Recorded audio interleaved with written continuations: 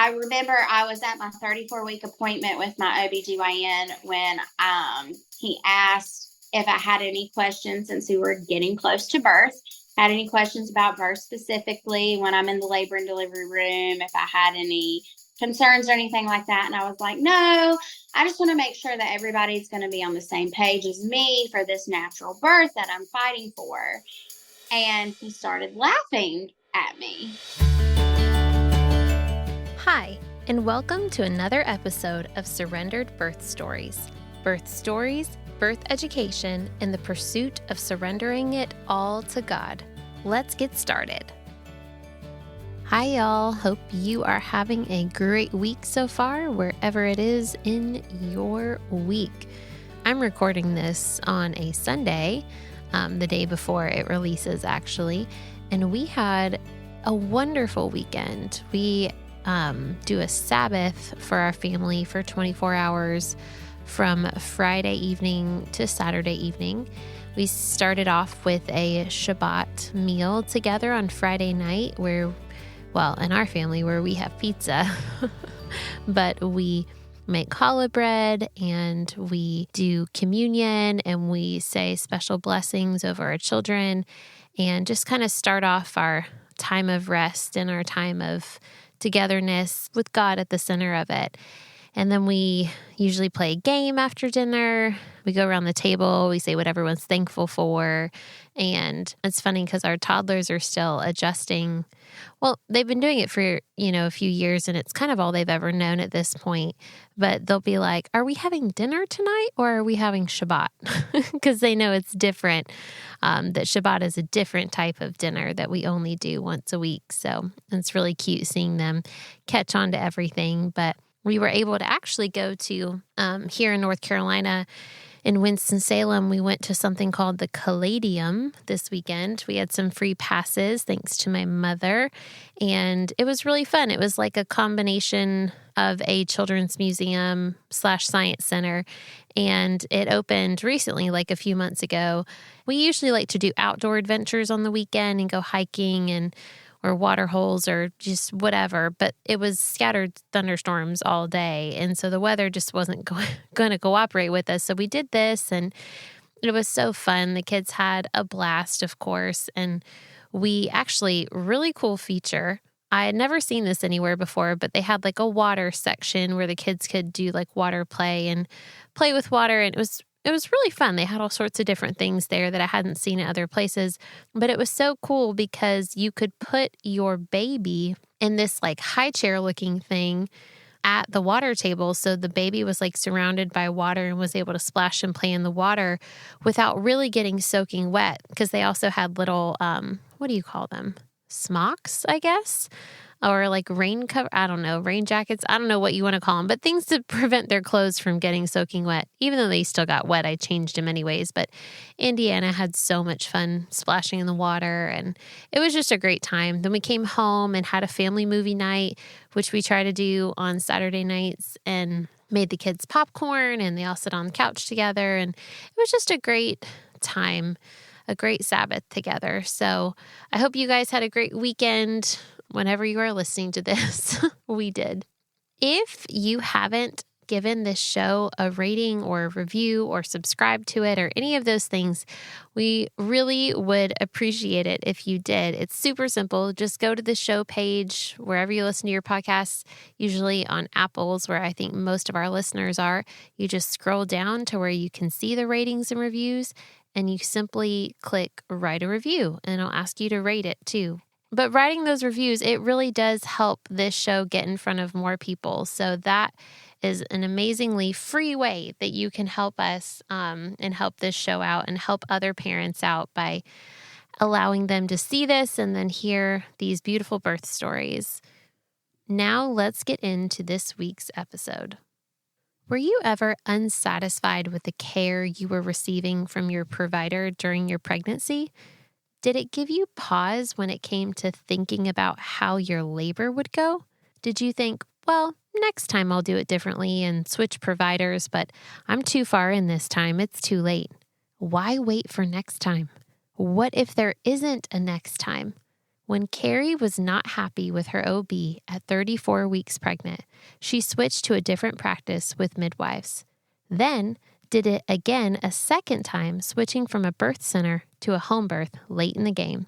Come listen to all of Carrie's stories as she shares her heart and her trust in God along the way.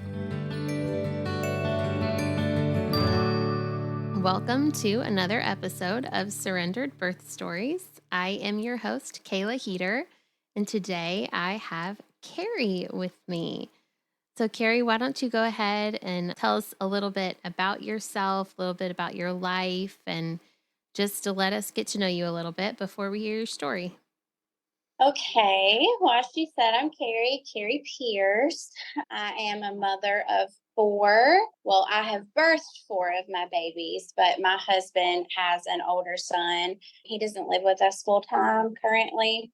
So we actually have four boys altogether. I've birthed three of them, and we have our one little princess. Let's see a little bit about me. I'm pretty old fashioned in my way of believing and try to be in my way of living in this modern world. I guess there's only so much you can do old fashioned wise, and then technology has to step in. But yeah, I grew up very old fashioned and grew up going to old Southern churches way back in the mountains. My mom's family, they come from a big family. She has 8 brothers and sisters.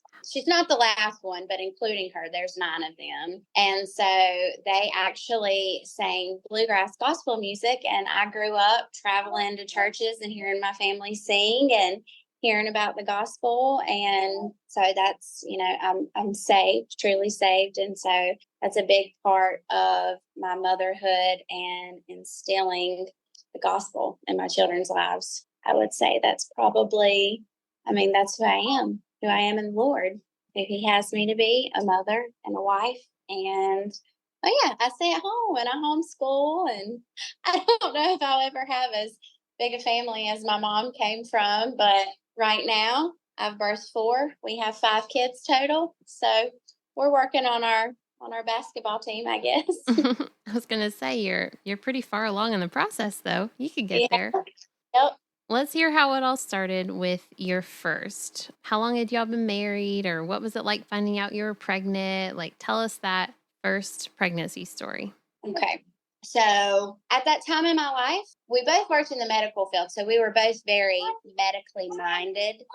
I did not have the natural crunchy, quote unquote, crunchy, if you want to call it that, thought processes that I have now. I didn't know everything back then that I know now. However, I did know that I wanted to try for a natural birth.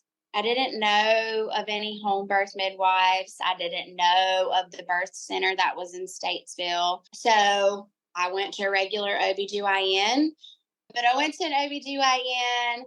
I took, the regular prenatals. I think I got like a Walmart brand at the time that I was taking. And I didn't like dive head first into the natural world, but I was kind of exploring it and having a natural birth in the hospital setting. And I took a couple of the hospital classes for natural birth. And if I'm going to be honest, I didn't know any better at the time, and I thought they were wonderful, and they were going to help me and prepare me for this natural birth that I was going to try and have in a hospital setting. And now that I know better, to be quite honest, the hospital classes that they give for that they're just not it.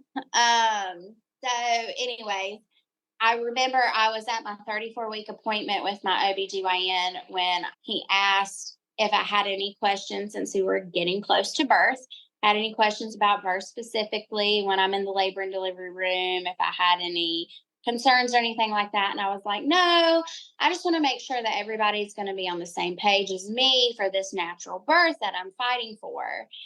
And he started laughing at me. And he was like, natural birth? He's like, well, I'm just going to go ahead and tell you. I talk to a lot of moms and they plan for a natural birth and it just doesn't work out that way for them.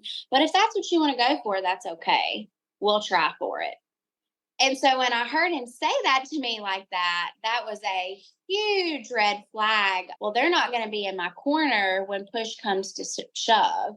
And I hit that transition phase and I'm asking for an epidural when I need somebody who's going to be encouraging me for what I've wanted all along and helping me push through. So at 34 weeks, I switched to a midwifery practice that was through Novant at the time. They're no longer with Novant, but they delivered at Forsyth Hospital still. I switched to them and they were great.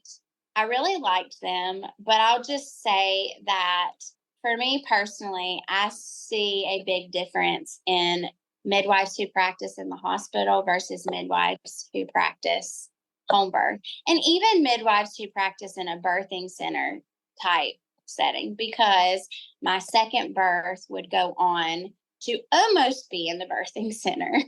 So I feel like I've been through all of them, like the hospital birth, the birthing center, and then the home birth, which I will eventually get to. But anyways, I birthed at Forsyth Hospital with the midwives there. They were wonderful, but I was just not prepared enough to have the natural birth that I wanted. I was a first time mom. My labor lasted for 22 hours. 2 of those hours was me pushing, and then he finally came out. So they check you a lot in the hospital setting. And obviously you can turn that down if you want. But again, I didn't know back then as much as I know now. And I was hooked up to IV antibiotics because I tested positive for that group strep B. And when I'm going through this labor and being a first time mom, like I wasn't thinking about how I can still get up and be moving around with my IV pole. I'll go ahead and preface this and say that the hospital experience was not horrible. It wasn't horrible. I really cherished the time that we had there. It was my firstborn, my first labor, birth, all those things. But I did get there. They hooked me up to the IV fluids. The nurse ran a whole entire bag of fluids through me, and none of the antibiotic even went in. So she had to come back in, re-hook me back up to the IV fluids. This was in the middle of the night, so I wasn't really paying attention to the pump and what was going on. I was trying to get rest while I was in the early stages of labor.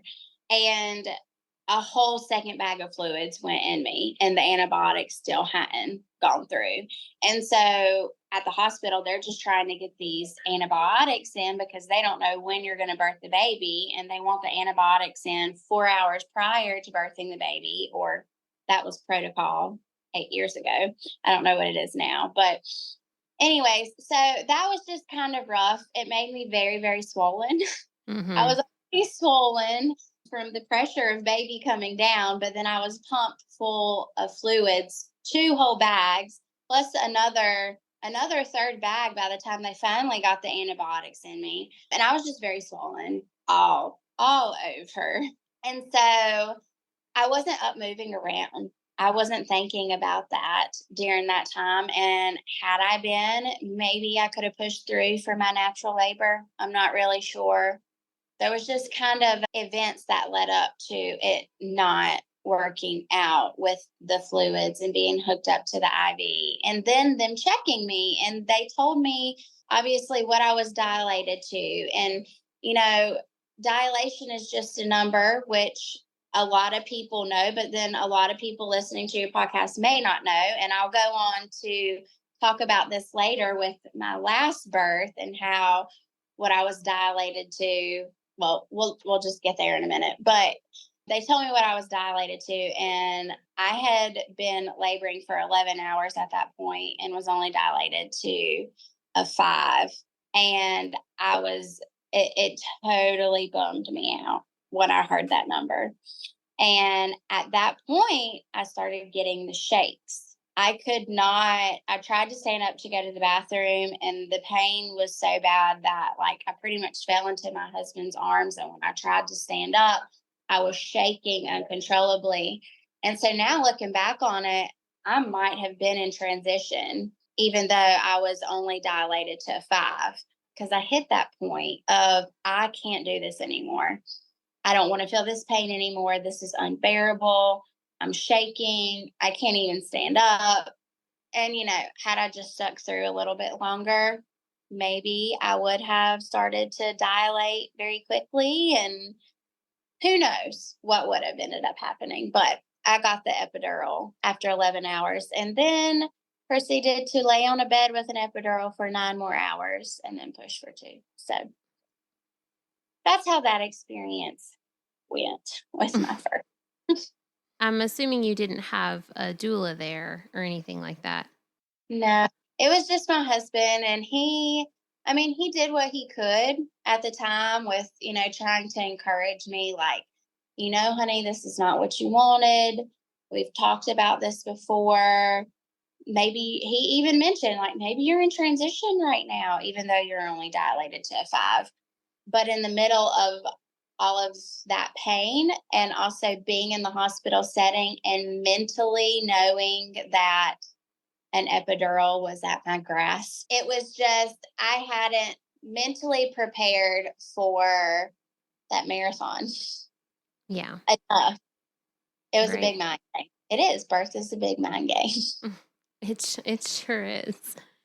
So how did your postpartum go with him then? How did breastfeeding go? Postpartum went great. Breastfeeding was good. I always have an overproduction of milk and a very overactive letdown too. It just kind of sprays out and would spray in their face. And it was worse with my first, with Grant. And so, along with trying to figure out breastfeeding, I was also having to figure out him and how it was best for him to eat and how are we going to work through him basically like guzzling milk down and choking. And I ended up having to breastfeed him in the side lying position, like until I stopped breastfeeding him because he got so used to it. That's how he wanted to be breastfed all the time. So, anyways, we've learned from that, and the rest of my breastfeeding journey with my other 3, like it's been night and day difference, and has all been great. Well, that's good. So that was your first, and that was 8 years ago. So how long of a gap was there between your first and your second? So it was in 2020 when COVID hit. Yay. Yeah. And we had started talking about it. So my first son is actually diagnosed with something called optic nerve hypoplasia. His optic nerves are very severely underdeveloped. And at 3 months of age, he could not see anything. He was totally blind. He didn't even respond to direct sunlight being shown in his eyes, whereas we automatically squint. So he didn't see anything, but over time his vision developed. However, at that time, we didn't know what his future was going to be like.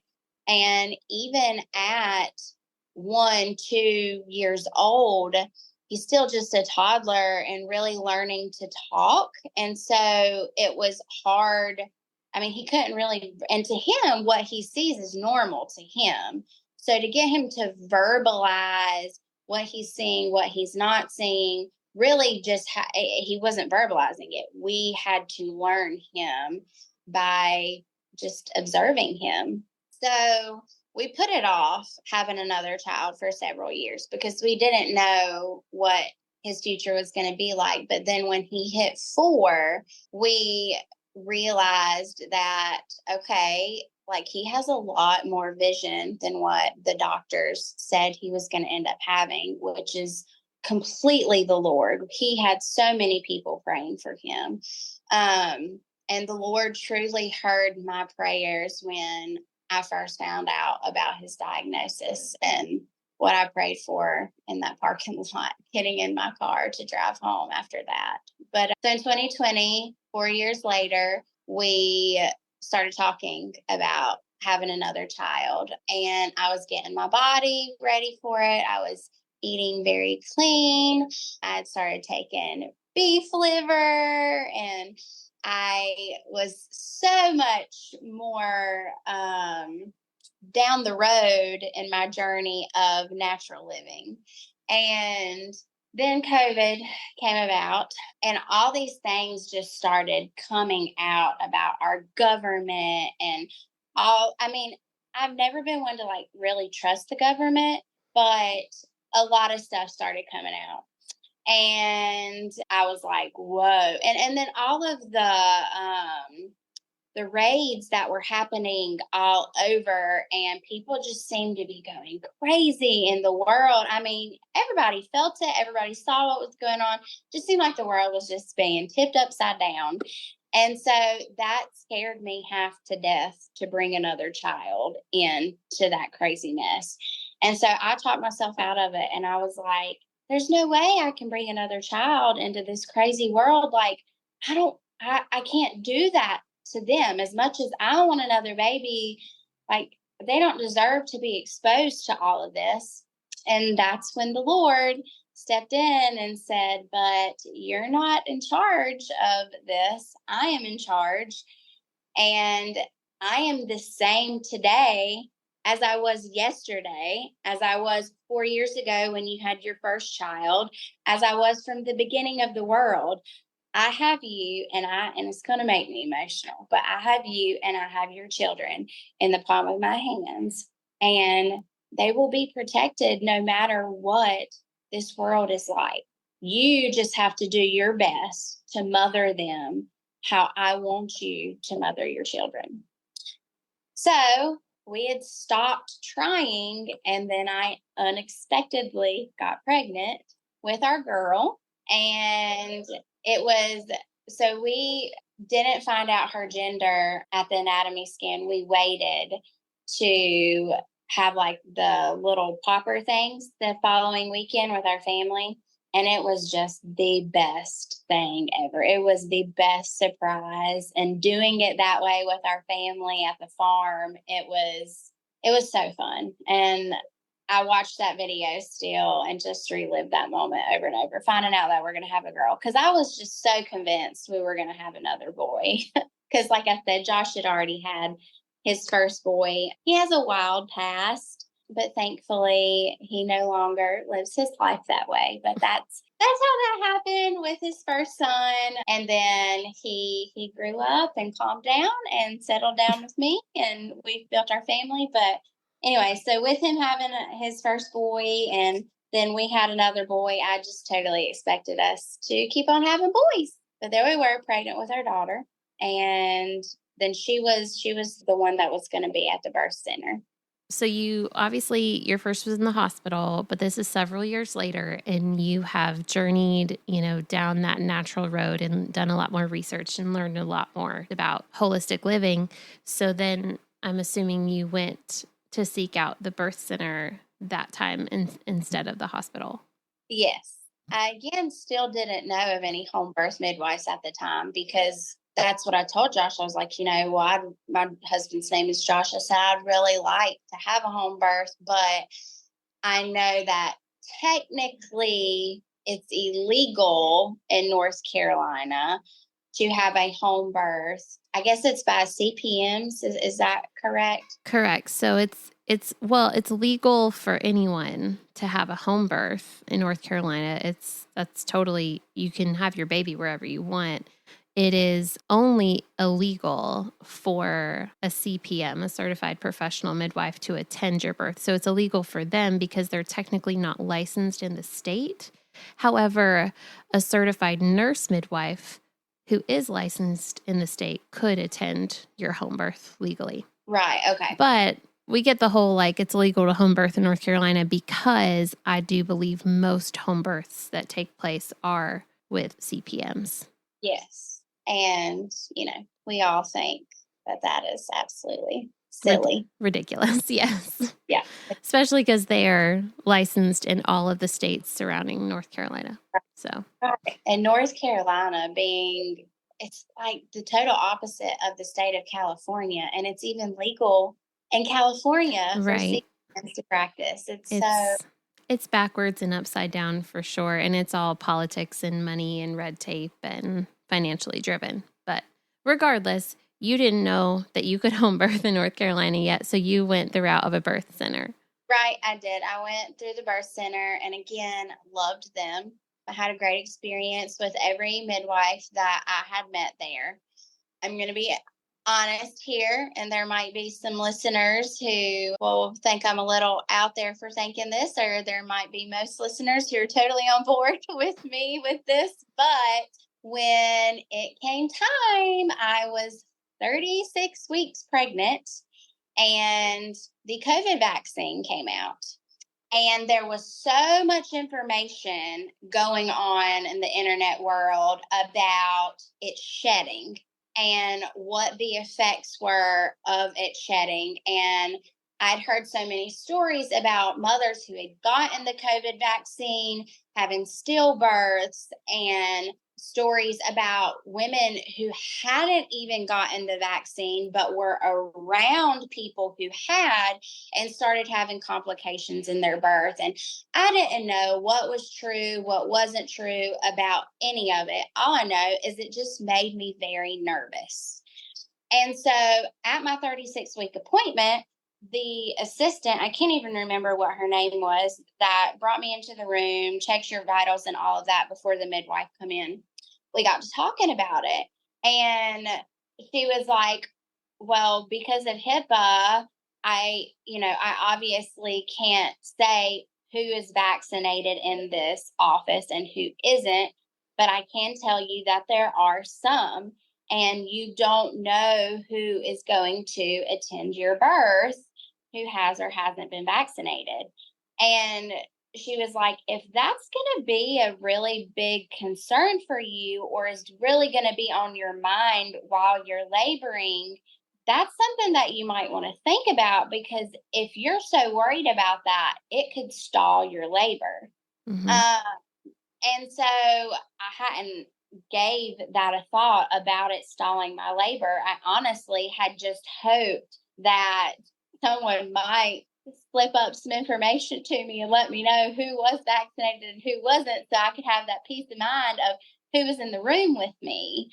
And again, like, I had met all of these people and they were all wonderful people, but it was just the vaccine itself and the unknowing, because of all the misinformation and true information going around about this vaccine. I didn't know what was what. So she was like, we were talking more and more about it. She said, have you ever thought about having a home birth? And I said, yes, absolutely. Me and my husband actually talked about it when I first got pregnant, but I don't know of any home birth midwives. And so this was the next best thing, was to do it at a birthing center. And she said, well, I actually know some home birth midwives. One of them who I have helped several times with, she said, I can get in touch with them and see how they feel about this. And I honestly can't even remember the owners' names, the two midwives who own the birthing center in Statesville anymore, but she said she was going to speak with them about it. That's Nicole and Marcia. Yes. Yeah. I've never met them. I never met them when. Oh, really? I've heard a lot about them. They're wonderful. Nicole delivered my second born. Well, I will say they were on board with it. They were on board with me switching from their birthing center at 36 weeks to a home birth midwife, because from their words, they said, you need to be comfortable where you're birthing. It doesn't matter where your money is going to. This is about your birth. Mm-hmm. And that just really, really stuck out to me, because yes, they're midwives, but they're also running a business. And a lot of times people will let money get in the way. And that didn't matter to them. It was all about me being comfortable where I'm going to birth, so that my labor wouldn't stall and that I could have the birth that I want, that I'm striving for or was striving for. So this assistant got in touch with Courtney, and we talked to each other on the phone. And she was willing to take me on, but she also had made the comment at the time that she was going to send me some other midwives' numbers to talk to them about, to just fill them out and see if maybe I would rather home birth with one of them as well. But that didn't even work out. I didn't even talk to another midwife. Courtney said that she needed to speak with her assistants and make sure it was okay, that they slid one other birth in for that month and it was okay with their assistants. They thought that everything would work out just fine as far as the timeline goes and mama's birthing. And I don't know, just looking back and knowing Courtney now, it still just blows my mind that she took me on at 36 weeks. But it was amazing. And even though I didn't get to have all those prenatal appointments with her and like really get to know her, from the very first phone call, it was like I had known her for forever. And I don't know, joined at the hip. She's so like-minded and just such a good woman. And I know you know that about her. Yeah. Okay. So how did you go into labor? So that morning I started having sporadic contractions that went on for a few hours and then they kind of died down midday. And then I guess it was by 3, 4 o'clock, they picked back up again. So Courtney came to the house and was at our house for a little less than an hour before Everly was born. And again, this is only our second time meeting. And it just felt so, I don't know, just like I had known her for forever and so natural and familiar. I don't really know how to explain it. But anyways, not long after she got to the house, she asked me if I wanted to be checked. And I was like, honestly, I thought I would say no, I don't want to be checked, but I kind of am curious. I think I do want to be checked. So she checked me and I was at a 7 and contractions were really picking up and I was having to vocalize through them. And she suggested, I had been standing up and swaying back and forth throughout my contractions. And she suggested that I get down on my knees and just lay over the couch for some contractions. And so I did. And Josh got down on his knees behind me and was applying counter pressure. And I'm not sure how long I was there for, but it couldn't have been too awful long. Because like I said, she was at my house for under an hour before Everly was born. And I have all my birth stories, my home birth stories on Instagram. I don't think that I typed out Grant's birth story. He's my first for the hospital, but I did with my last 3 that I've had. So I went through several contractions while leaning over the couch, and then my water broke and just popped all over me, all over Josh. Thankfully, we had some Chuck's pads underneath us, and we didn't ruin my rug. They were prepared for that. And not long after my water broke, I started feeling that urge to push, and I couldn't control it. Like my body, I just felt that urge, and my body just started bearing down for me. Courtney knew I wanted to birth in the tub and our birthing pool was right there, sat up next to us. So she was like, Carrie, if you want to get in the tub to birth this baby, then you need to go ahead and do so. So in between contractions, I somehow made it into that tub. And not long after that, Everly was born in the tub and Josh caught her and then placed her up on my chest. And it was wonderful, wonderful. I will say, though, that was my first true experience with the natural labor all the way through. And I have said this with every single one of them since, with her, with Silas, and then with my last, Beckham.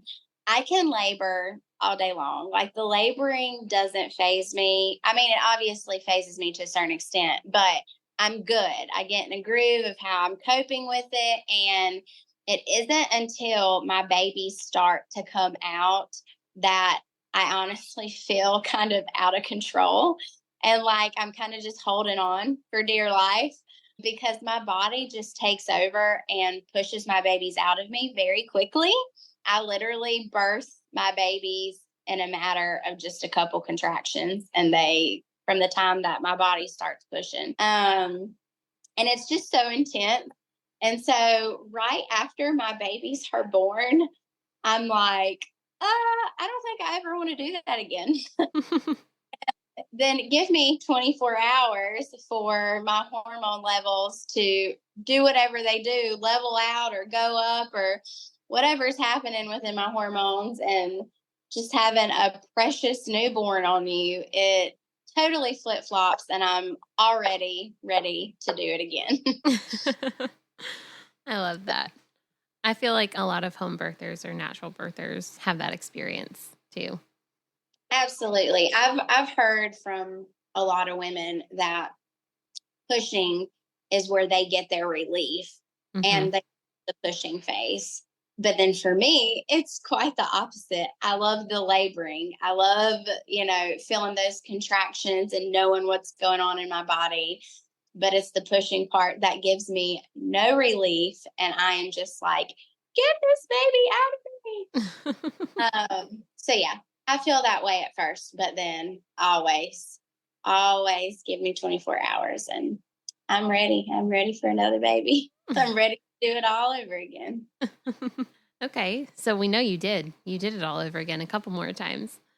So how old was Everly when y'all got pregnant with Silas, your third? So again, they've all just been those big surprises. Uh, Everly was the one that was like the most planned for, but then again, not really because we had stopped trying. So then I had this space of 4, almost 5 years between Grant and Everly.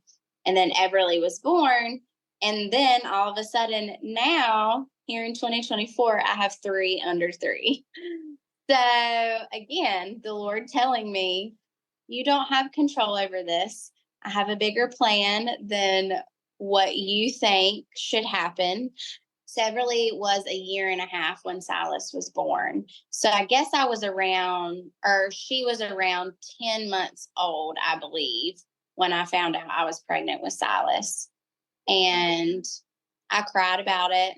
I was not happy. I thought it was going to steal time away from my daughter and all these thoughts that I thought I was, these plans and daydreams of things that I thought were going to happen. And then, a few days later, start beating myself up forever, being sad about having another baby and birthing literally another miracle. And like, just how could you have these thoughts and questions and just be happy, Carrie? And so I know a lot of other moms have went through that too, but I hated that I was having those thoughts of what have I done type thing. So, yeah, I guess one thing that I haven't really talked about was how my pregnancies have gone as far as like sickness and stuff. And every one of them have been different. It's very crazy. But with Grant, I was very sick the first trimester. I actually lost weight because of it. And then with Everly, I was sick, I think, till about the middle of the second trimester. Then with Silas, I was sick almost the whole time. But it wasn't like some of these poor women have where they are just throwing up every single day. Now, I did throw up every day the first trimester with Grant, my first, but it wasn't like that with Everly. If I felt like I was getting ready to throw up, I was able to like talk myself out of it somehow. It wasn't like that always. I mean, there were a handful of times where I could not talk myself out of that, but it wasn't quite as bad with her. But then with Silas, it eased up towards the end of pregnancy, but it still carried into the third trimester with my third Silas. And I was pretty miserable. I was so tired. And I know that you can relate to this. Unfortunately. Yes. I was just so tired of feeling nauseous, like just that feeling. And there were times where I was just like, let me throw up. So for a brief moment afterwards, I would feel a relief of that nausea. So we planned a home birth with him from the get go. And we had done some remodeling to our garage that was connected to our house, and we turned it into a playroom. And so when it came time for his birth, that's actually where we set up the birthing pool, and I put the twinkling lights, and everything was kept spotless in there for the few weeks leading up to his birth.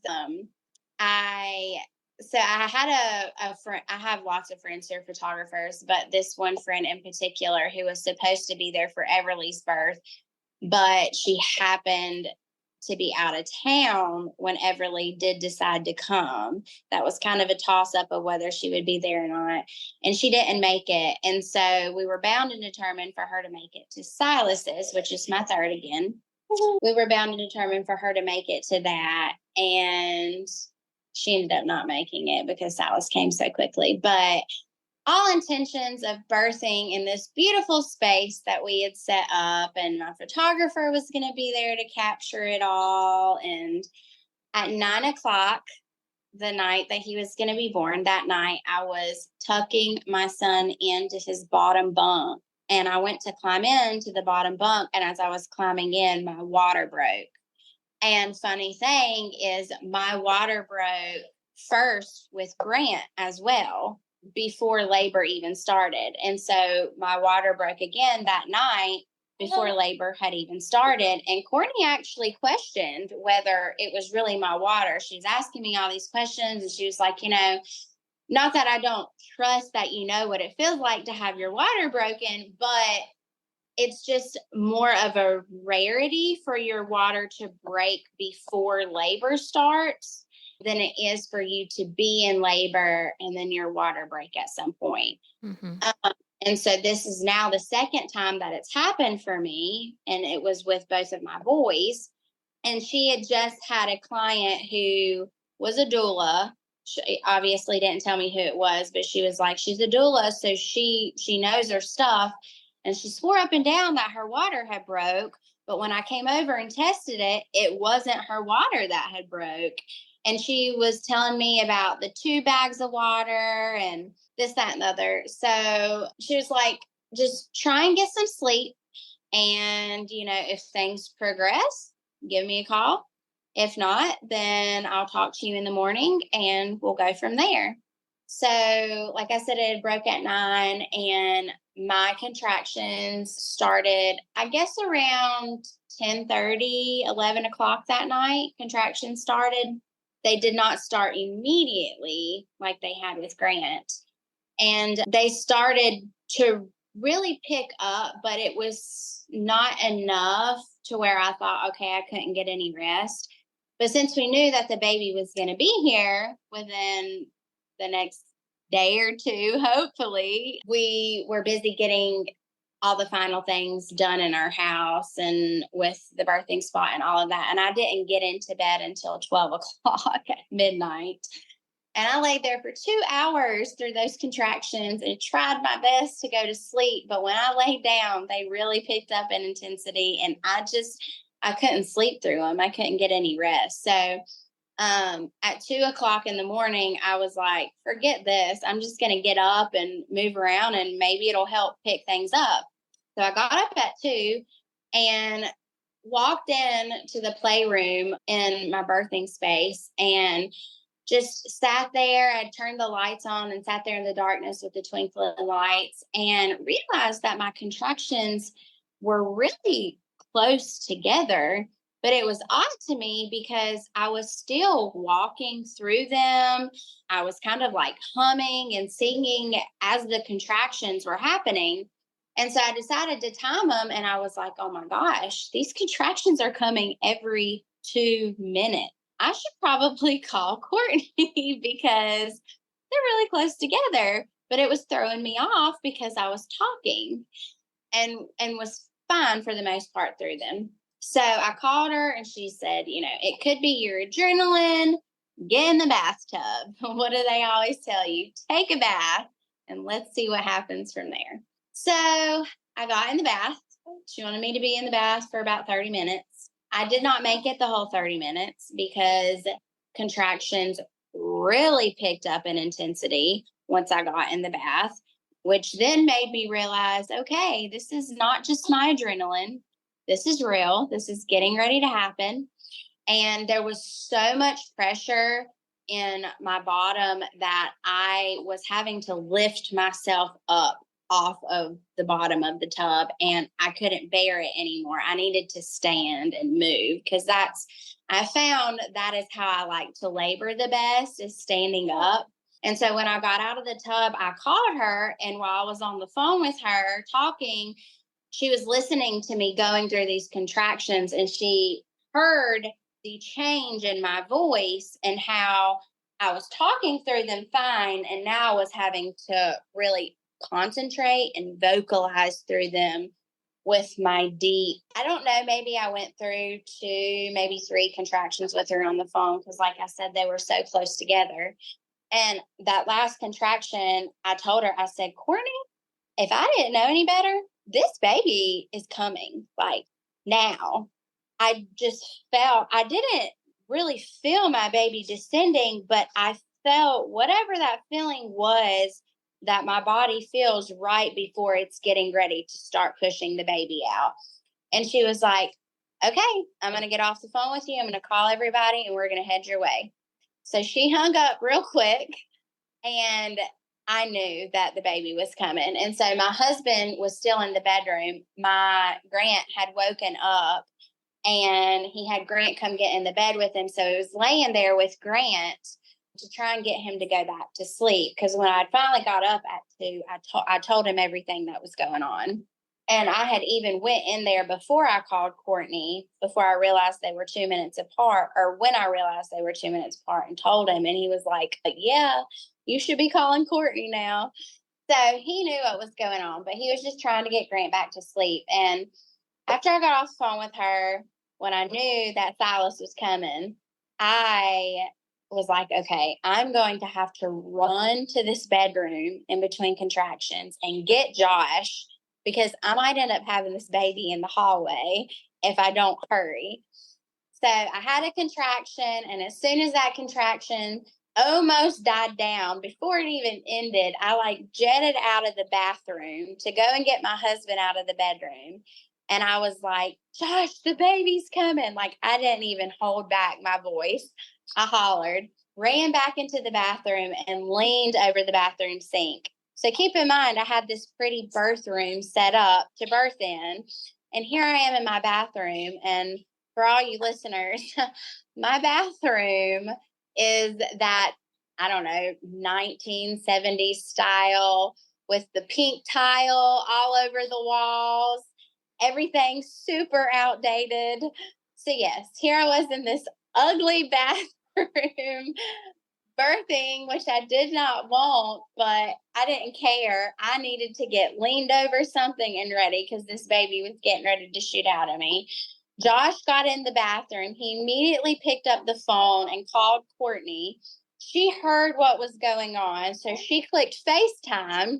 Josh answered, and she immediately, when she got on FaceTime, she was like, Josh, I need you to grab a towel because your baby's coming out, and babies are very slippery. So he grabbed a towel. It was one of our kids' dinosaur towels. My photographer, oh, I forgot to mention. So my photographer, I had called her at 2 when I had got up and told her I would send her a text if I thought things were getting serious and she needed to head our way. So I did. I sent her a text message at some point in the middle of all of that. I don't remember when, but she didn't make it. She got there literally 10 minutes after Silas was born. But yes, so he caught Silas and a dinosaur blanket in our 1970s style bathroom, just me and him. And Courtney was on FaceTime. She screenshot the time on her phone when baby came out. And like I said, our photographer arrived 10 minutes after baby was born, and she walked down the hall and looked in the bathroom, and that was the first picture she captured was me and Josh and the baby. And by that point, Josh went and got Grant and got him out of the bed to come in there and meet his brother. And we were all just chilling on the bathroom floor, waiting for my placenta to come out. So yeah, that's how that wild story went. And let me tell you, I did not plan for it to be that way. And that scenario might be scary for a lot of people, but I was not one bit scared. I guess maybe because I was literally pushing a baby out. I wasn't thinking about anything but what my body was feeling. But even now, like looking back, it doesn't terrify me to have what I guess people consider a free birth. Me and Josh both have a medical background, and I feel like, we would be somewhat prepared if there was some kind of emergency after birth. And it was very intimate, honestly. It was very intimate. It just being me and him in the bathroom and him getting to catch Silas come shooting out. So I contemplated on, here I'm telling on myself, but I contemplated not even calling Courtney when I went into labor with this last one that I've had, because I enjoyed it just being me and Josh so much. But no, I called Courtney and she did make it for Beckham's birth. I mean, you call it unassisted birth or you can call it free birth. Typically, people call it a free birth when they're planning to go unassisted and they're planning just to have like them and their spouse there and no like care provider or anything. But unassisted usually means more like, well, it went so fast that, nobody made it in time. But typically, I mean, like 99% of the time when that's the case, it's because baby is super healthy and ready to come out and everything's just fine and there is no emergency at all. Yeah. That labor, I mean, it was just so wild with first off my water breaking first before labor even started, and then labor not starting until a couple hours later. And then bam, when labor started, it was just like immediate intensity, not being able to sleep through it, but then 2 minutes apart, like that, and talking through those contractions. It threw Courtney off with it being that way, which is obviously why she suggested me getting in the bathtub to kind of help her judge things. And so the bathtub did the trick and helping things really amp up, and Silas came. So now we've got Grant and Everly and Silas. So let's talk about Beckham. When did he come into play? So again, I ended up getting pregnant. I guess Silas was around 8 months when I found out. So I got pregnant even sooner this last time around. But like, I wasn't sad about it, but we both were we were really trying to prevent it from happening. And we just looked at each other when I took that pregnancy test and was just like, how did this happen? Like, what in the world is happening here? Because we did the natural family planning in between Grant and Everly and did so well with it. I mean, 4, almost 5 years in between them, and then bam, 3 under 3. So I always joke and tell people I lost my touch. He always jokes, tells people that I'll get pregnant if he just sneezes. So anyways, yes, Silas was around 8 months when I found out I was pregnant with Beckham again. And of course, we went with Courtney again. Now, Courtney this time had moved, and so she was no longer just 20 minutes away from me. She's now an hour away from me.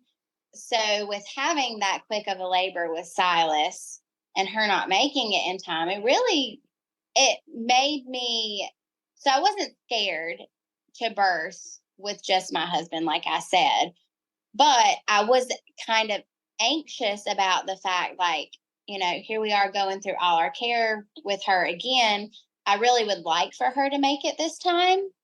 And so I just wanted to make sure that I was going to call her in time for her to be there for Beckham's birth.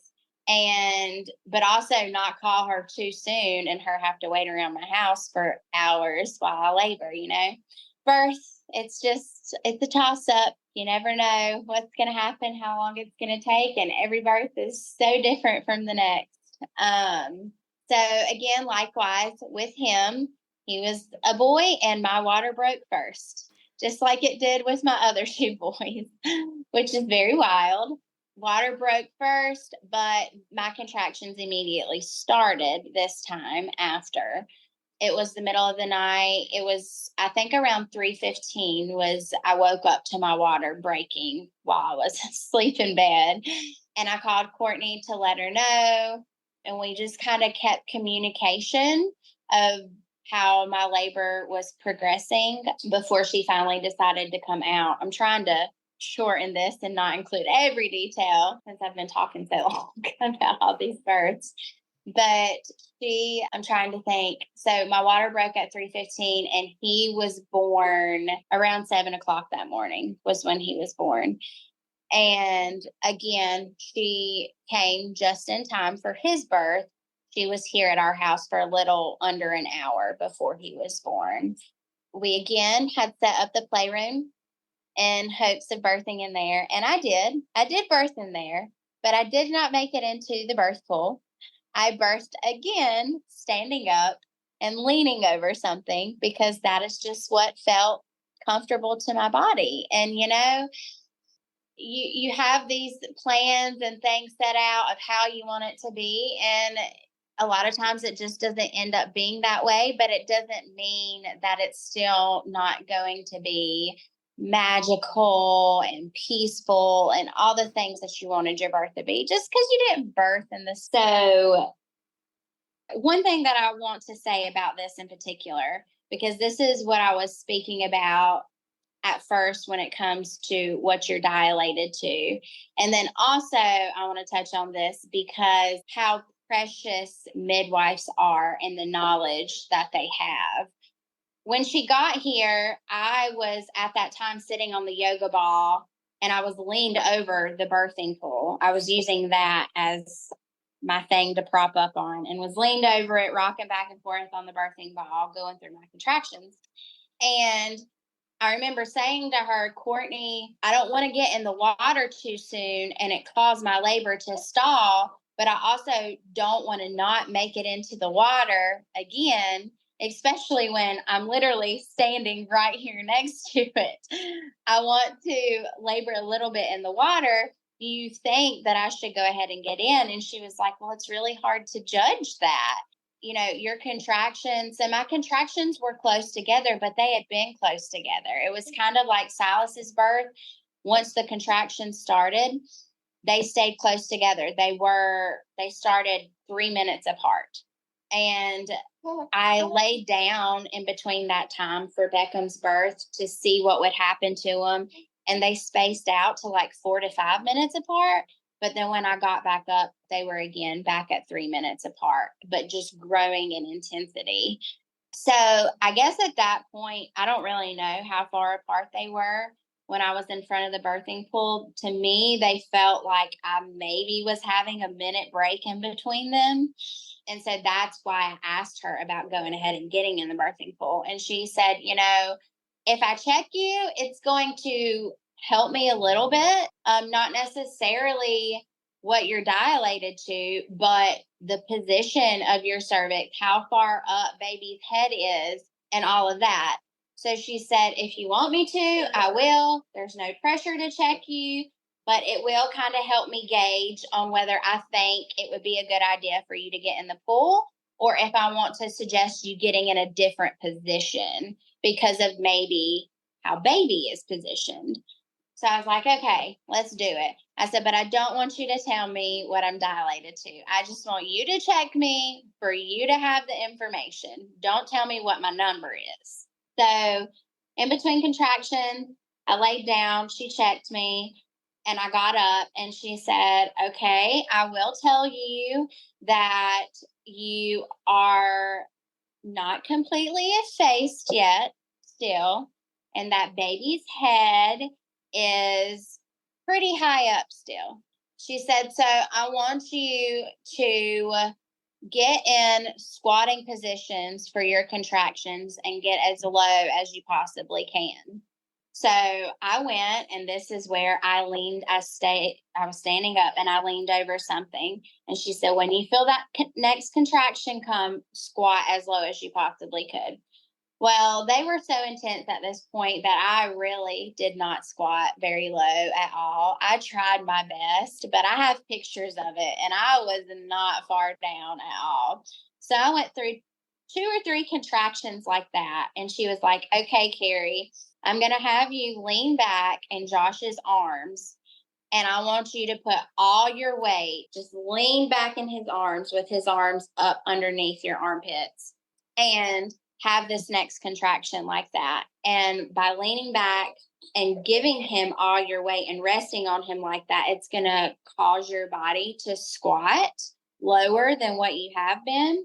She said, you're not going to like it, but this is what I want you to do. And I was like, okay, it's coming. So I leaned back. Josh got in his stance. I leaned back and got on his arms. And let me tell you, that was the most intense contraction that I had experienced so far. And by getting in that position, it caused Beckham to start his journey out. And my deep moaning changed mid contraction to a roar. And I didn't have to voice it because everybody in that room knew that baby was coming. But I did. I voiced it. Baby's coming. And after that contraction ended, I had to stand up. There was no way that I could continue in that position. So I got up from Josh's arms and leaned back over. What I was leaning over was my kid's toy bin. It's kind of like this shelf thing, but I was leaned over that, which was literally right in front of the birthing pool. But Beckham was coming out, and there was no way I was going to try and lift my legs over to get into that birthing pool. And I leaned over the bookshelf, and within, I guess it was 2 to 3 more contractions, Beckham came out, and Josh was standing up, applying counter pressure behind me.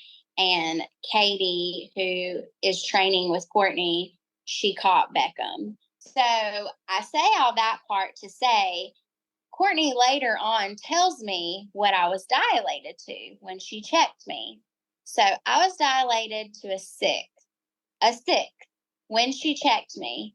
Keep in mind, after she checked me, I stood up. I had 2 or 3 more contractions. That's when I got in that stance with Josh and leaned back on him, and baby started coming.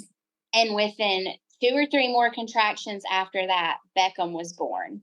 So I went from a 6 after she dilated me to having about 6 more contractions, and baby was born. So had Courtney not been there, and had she not told me to get in the positions that she had me get in, I could have been laboring a lot longer. I know that checking your cervix plays a role in, it can help dilation too, kind of progress. I guess messing with things up there can do that. But she was reading my body language and what my body was doing while I was having those couple contractions after she checked me.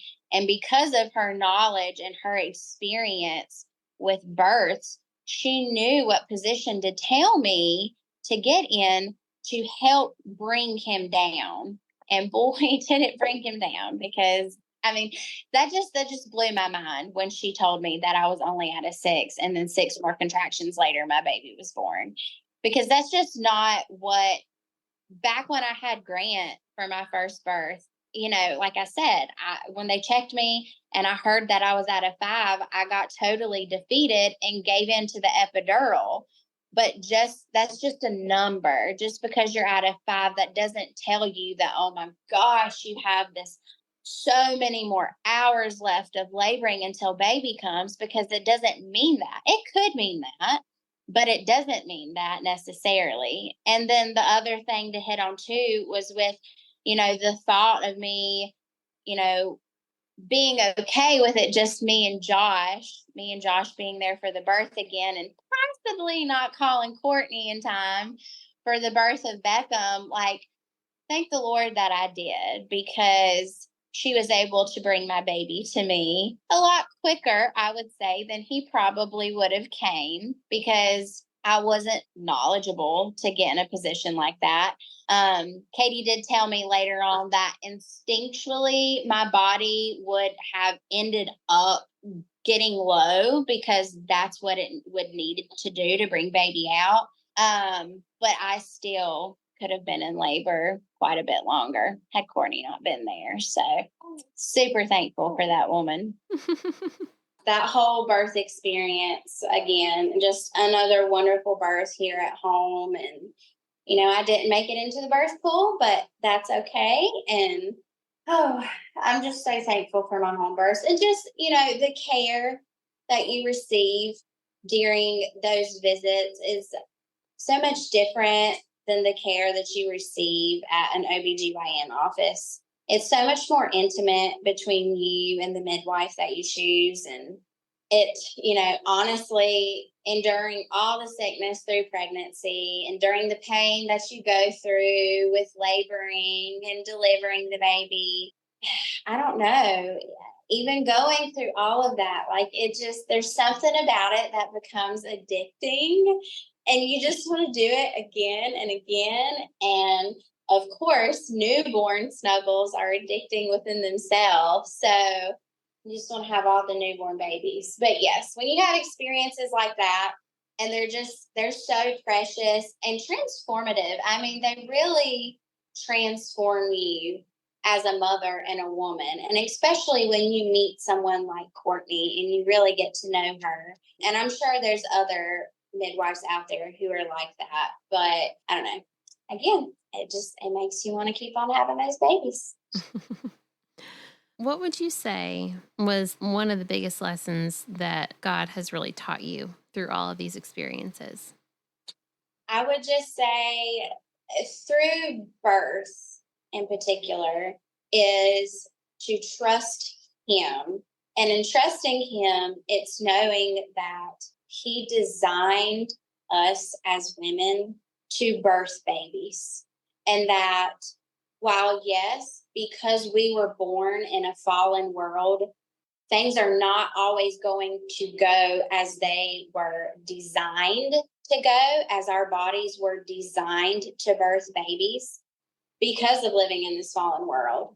But, I believe 9 times out of 10, if you give space to a mother to labor and deliver her child, and trust in the Lord that you're doing what your body was intended to do, then the outcome of your birth, the outcome of your labor, is going to be what you want it to be. If you don't have that trust in the Lord, and you have anxiety, and you have fears, and you have doubts, then, all of those things are going to have a play in your pregnancy, and definitely in your labor.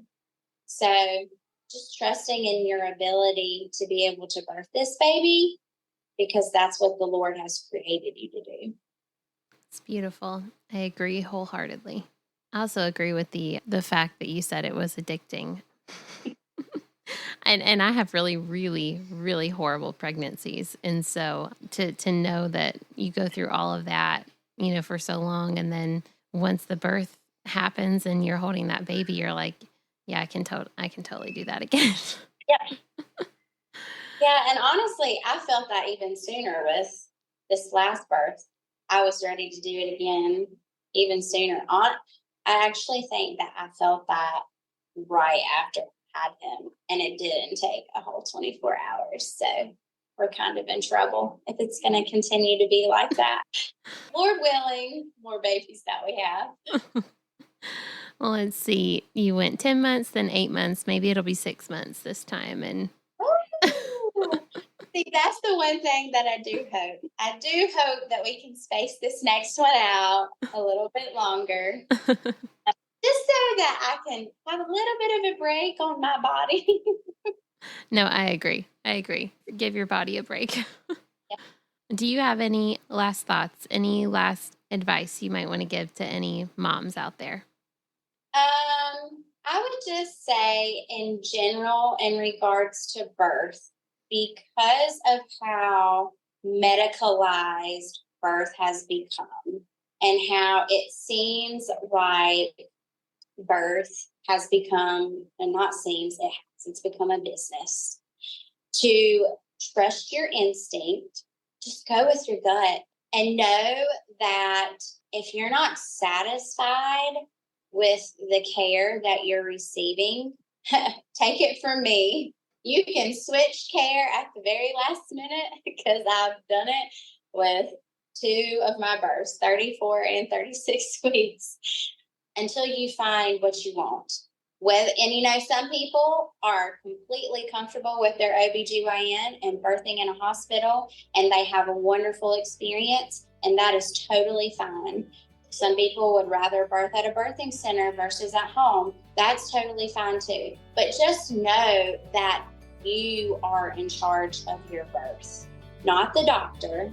This is you, your body, and your baby. And you have the right to make the calls in your pregnancy and in your labor and delivery. So I just speak up for yourselves, mama, because this is about you and your baby, not about them. Right.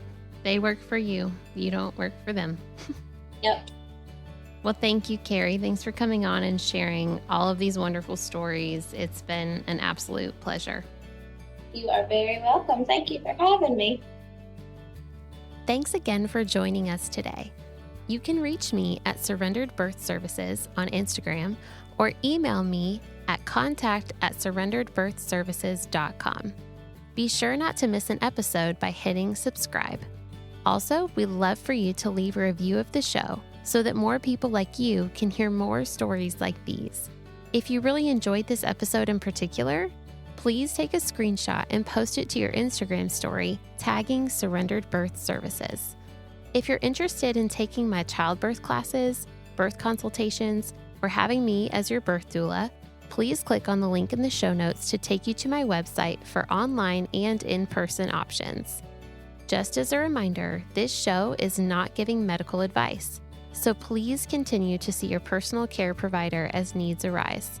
Also, if you'd like to be a guest on the Surrendered Birth Stories podcast, please click the link in the episode show notes to get in touch with me. We hope you have a great week. And remember, learn all that you can, make the best plans, and then leave it in God's hands.